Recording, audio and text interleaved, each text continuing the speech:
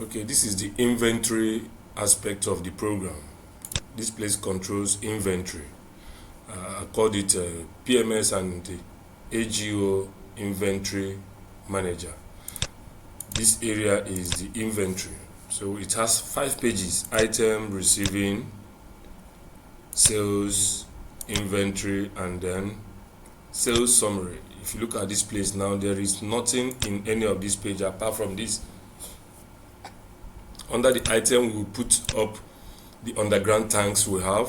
So let's assume that we have 3 underground tanks: PMS 1, PMS 2, and then AGO. So then we have their prices. This is at selling price. Under the income statement, the cost price will be reflecting there, which is part of this received inventory purchases.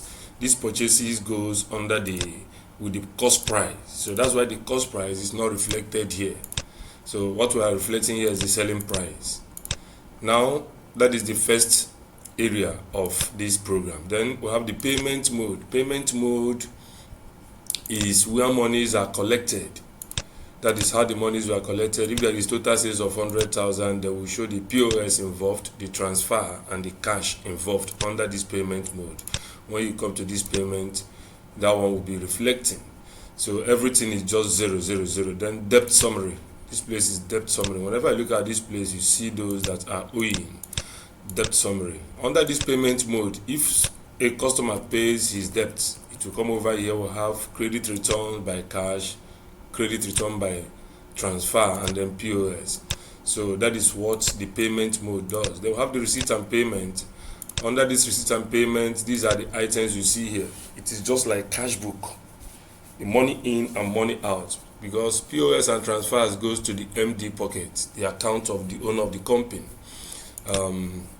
So the cash control how monies are being paid into the bank, and which amount is being paid into the bank, and all the rest should come in here. So if you look at this place, these are the categories of the items that should be coming under the cash control. Have the beginning cash at hand, then the cash from normal sales, then cash deposit to the bank. General expenses shows the total expenses for the day, then cash to MD, hand to hand. At times the MD collects money from the cashier or something, hand to hand, just to settle some issue or something like that.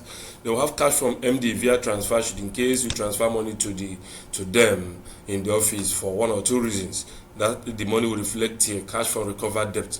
Anything that have to do with cash comes under this. Then in expenses, this is the expenses manager. If you look at this place, you see some categories of expenses that we normally incur within the pump stations and all the rest. We have the gen gas with the cleaning, the transportation, the government charges like police, SWAMA, FRS, and so on and so forth. Then we have the telephone charges, have to do with data and airtime and all the rest. Then bank charges like POS, charges from the POS during deposit and all the rest. Electricity.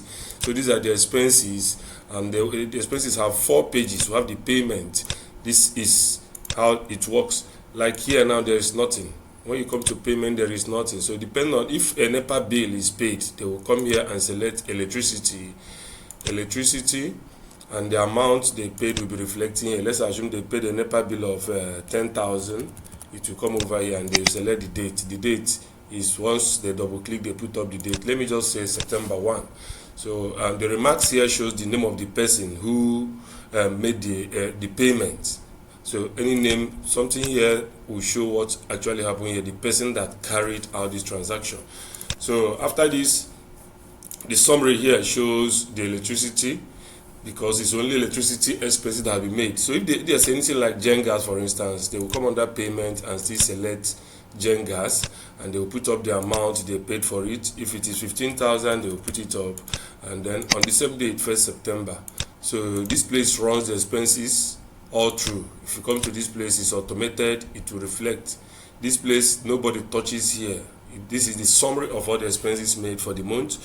If you want to know the total amount of expenses for the month, it comes over here. This place changes. As it is 25,000 now, if there's any other expenses made, it will still reflect. Then this is the income statement. This income statement will be prepared at the end of the month, depending on what and what or the transactions of the month. Then we'll have the statement of financial position, which is the balance sheet. This will be done at the end of each month, at the end of the month. So many items here are automated, some will not be automated because this is balance sheet. Then how does the inventory works? Now look at this place. Now under receiving shows the purchases made or the income, the expenses made on oil. When we purchase anything, it will come over the receiving. Then sales, this is sales environment for those recording for those we sold to the customers. Then this is inventory summary. There's nothing here, everything is 000. Now let's assume that in PMS 1 we made a purchase of 50,000 liters. They will put it up 50,000 liters, and the amount appears. They will put the date. So let's put the date, let's say September 1. Remember that the amount, it goes with the selling price. Then the cost price will come under the income statement when we are preparing the income statement to be able to establish or to determine the actual profit made within the process. Now the remark will show the name of the person that worked on that day. Let me just say, if this person is Emeka, for instance, it will come over here. So that is what comes under remark. So let's say that on the first day you are starting the program, that will still have PMS2 and we have 50,000 liters on PMS2. Then maybe we'll have AGO, let's say we'll have 20,000 liters, put 20,000 liters, then all on the same date, all of them on the same date. So I'm going to have something of this nature, and it's Emeka that did all, or the person that witnessed what happened on that day. Now this is the available stock we have underground: 50,000, 50,000, 20,000. Automatically when you come to inventory, you will see all this automatically. Now why is there nothing on the sales or sold quantity? Because we have not made any sales. Now let us go and sell some things, see how the sales works. Under the sales, let's select the PMS 1, underground 1, we made sales from this. Now if you look at this place, you have the quantity, you have the return to tank, you have the morning reading and the night reading. From here we'll be able to determine the sales. This quantity is automated, it is purely automated. So it is the difference generated from morning reading and night reading that will give you this quantity. So let's say in the morning for PMS 1 now, I will have morning reading of 5,000, and then the night reading is let me say 7,000. So what does this show? This shows that the quantity generates automatically, showing 2,000, because it shows that 2,000 units has been sold. That is the meaning for PMS, under the PMS underground 1. So if there is return to tank, it will come over here, but let's not look at that yet. Now, what's the effect of this? Remember that we purchased 50,000 liters and then we have sold 2,000. So when you get to the inventory summary, verify that we have PMS 1 48,000. Let's see. Do you see that? Quantity sold now is 2,000, and then we have 48,000 here, which is the remaining quantity. So whenever you want to know what is left underground, you just click on inventory, you see what is left underground. So under the sales again, if there is something like return to tank, let's assume they have 20 liters returned back to tank. When you click this, you verify that the sales summary, the sales have reduced. The inventory, come to this inventory, yes, quantity sold is 1980 now. Then closing inventory is 48020. It has increased because they return some back to tank, and this one now reduces the value of sales. So that at the end of the month, you now have the total sales here. So this is how this place work. So if they sell again, PMS2, they will select it and they will put up the morning reading. Let's say the morning reading here is 3,000 and the night reading is 4,000. It will show that 1,000 units has been sold. Automatically it reflects here. So when you get to this inventory, you see the summary that 1,000 has been sold under underground. So this flows consecutively like this. Then under the payment mode, when they determine the total sales from this place, under the payment mode, the total sales will come up. So the person that sold made these sales will come in here, and if there's any customer owing, the person will still be here. So let's say under the names there's nobody here, and now I want to put up let me just put up any name. Let me say, okay, Emeka that made sales on that day, and the type of person, let's say pump attendant. This person is the pump attendant, pump attendant. Alright, so the phone number may not be needed because this is an employee, this is a worker. But if it's a customer that is owing, we need the phone number so that we can always call the person to make or pay his debt or something like that. Now that I have put in Emeka here, if you come to payment, you do not see anything because we have not selected any name. Only Emeka appears here. So for you now to record the transaction for that day for Emeka, you come here and select Emeka. Good. Pump attendant. Now what is his total sales? You pick up the total sales of Emeka under the PMS inventory management, and the total sales here is when you click the sales summary, it is 1817,800. Then it will come up here under the payment mode 1817,800. Sales for that day we have 1817,800. Then it will come up here. Now what's the analysis? What is the analysis? The analysis now will now show how much cash is inside this. This credit runs automatically. It runs automatically because at the end of the day, if the total sales, this figure is fully analyzed, then this place will run down to 0. Now let's say that the cash collected here is 817,800. They will come up here and put 817,800. This is the cash collected on that day. You see that the credit here have reduced to 1 million. Then they have POS. Let's say they have POS of 900,000.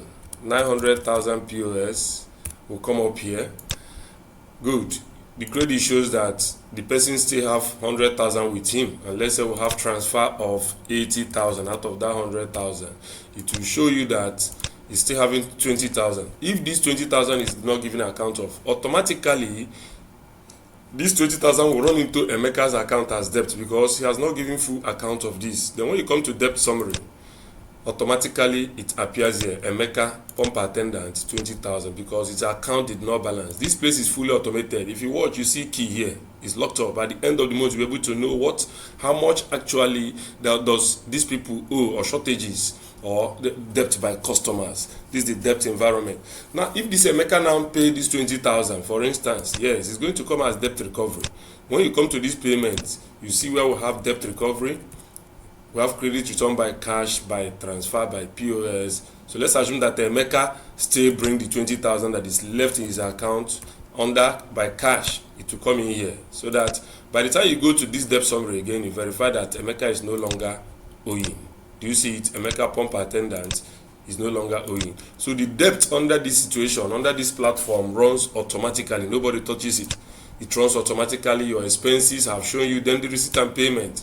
Receipt and payment will record receipts here. All the receipts will come up here. Like if you have a click on this place, beginning cash balance will come up. Any amount in their hand, they will put it up. Let's assume they have 20,000 with them. Then sales. Cash from normal sales, that cash in the payment mode, which is when you come to this place, you say that let the cash be 817,800.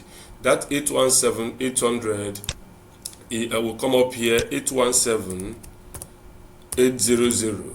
It will come up here showing the cash they received on that day. Let me select date September 1, for instance, September 1. So at the end of the whole thing, now this system is showing that what people are having is 20,000 and 817,000. Then when you click on the net cash, you see them automatically on this environment. So this place monitors the cash at hand at all times. Money in will have this. If they make any expenses, it will reflect here to show the cash at the end. Then these are the expenses environment, income and expenditure, and then statement of financial position. This is just a brief demo of how the program works. This is meant for particularly filling stations. So that is just that.